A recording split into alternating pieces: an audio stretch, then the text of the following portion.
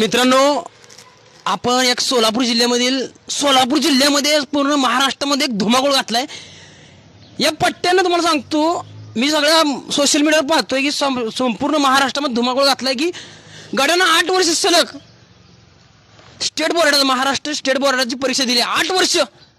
एखादा जर असला असता ना तर ती पहिल्या परीक्षेमध्ये हार मानली असते आणि घरी बसला असता, कुठं तर मिस्त्रीच्या हाताखाली गेला असता. पण हा गडी 8 वर्ष स्टेट बोर्डाची महाराष्ट्र स्टेट बोर्डाची परीक्षा देतोय.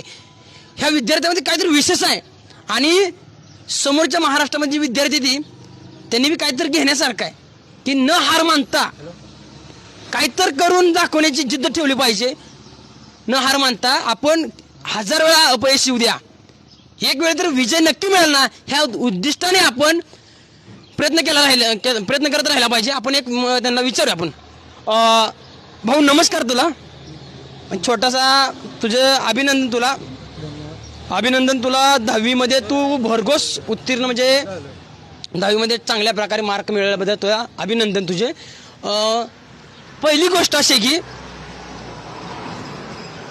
तू पहिल्यांदा नापास झाला, दुसऱ्यांदा नापास झाला, तिसऱ्यांदा नापास झाला, 8 वेळा नापास झाला, 7 वेळा नापास झाला, 8व्यांदा पेपर दिला.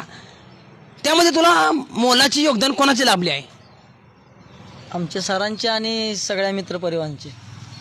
मित्रांनी तुला काय सांगितलं असतं, म्हणजे काय ते, म्हणजे कशामुळे काय सांगितलं मित्रांनी तुला? परीक्षा देण्यास भाग पडला, म्हणजे हार मानू दिली नाही. पण मित्रांनी तुला सांगितलं असेल की काय तर, म्हणजे तू अशी कर, काय कर, काय मित्रांनी काय सांगितलं? अजून अभ्यासासाठी प्रत्येक गोष्टीत मला सपोर्ट केला. प्रत्येक गोष्टीमध्ये सपोर्ट केला, म्हणजे प्रत्येक गोष्टीमध्ये काय तुला माहिती का, जरा सांगू शकते का?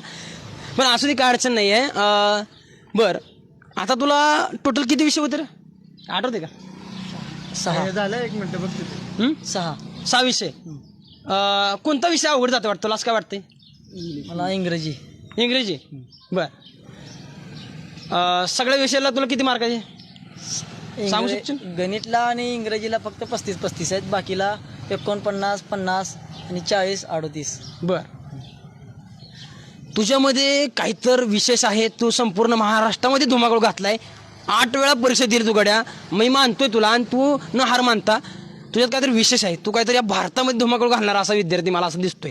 त्याच्यामुळे तुझी मुलाखत घेण्यासाठी मी तरपडतोय, कारण इतरच सोशल मीडियावर बघितलं मी. डायरेक्टर साहेब झालं.